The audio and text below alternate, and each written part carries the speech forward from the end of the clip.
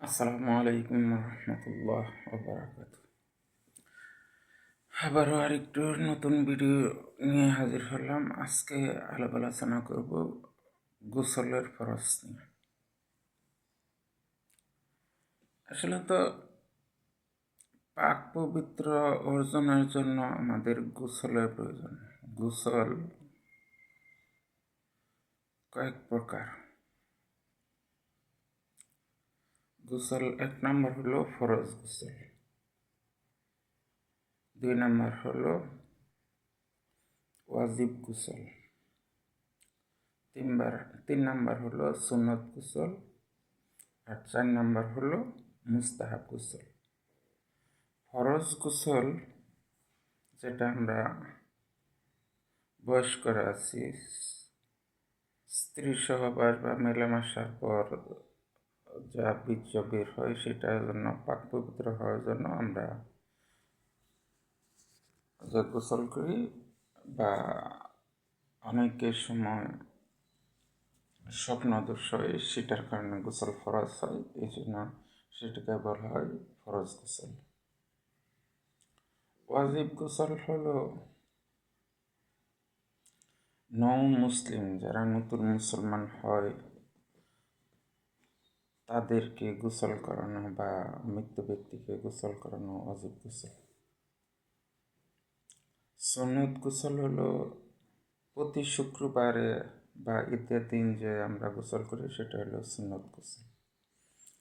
আর মুস্তাহাব গোসল হলো আমরা যে প্রত্যেক দিন যে গোসল করি সেটা হলো মুস্তাহাব গোসল।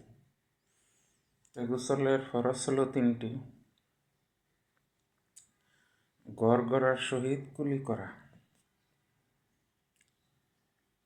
2 নম্বর হলো নাকের নরম জায়গাস্থ পানি পৌঁছানো, আর 3 নম্বর হলো সমস্ত শরীর উত্তম রূপে ভালোভাবে ধুত করা।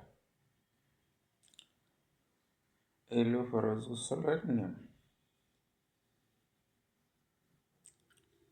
এখন আপনার শরীর যদি পাক পবিত্র না হয়, সাপোজ স্ত্রী সহবাস করলেন বা স্বপ্নদোষ হইল, সেটা যদি আপনার পাক পবিত্র না হন,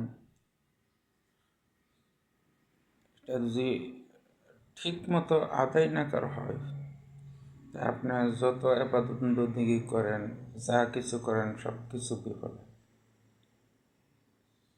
এই জন্য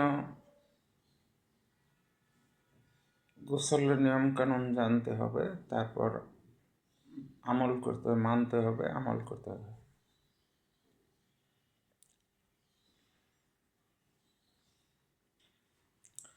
তাই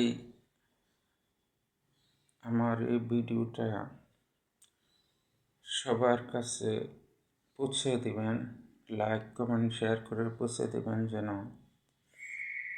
পৃথিবীর সমস্ত মানুষ, লক্ষ লক্ষ মানুষ যেন এই গোসলের নিয়মটা জানতে পারে এবং গোসলের ফরজটা জানতে পারে এবং মানতে পারে। আশা করি যদি ভিডিওটা ভালো লাগে লাইক কমেন্ট শেয়ার করে দিবেন। আসসালামু আলাইকুম রহমতুল্লাহ।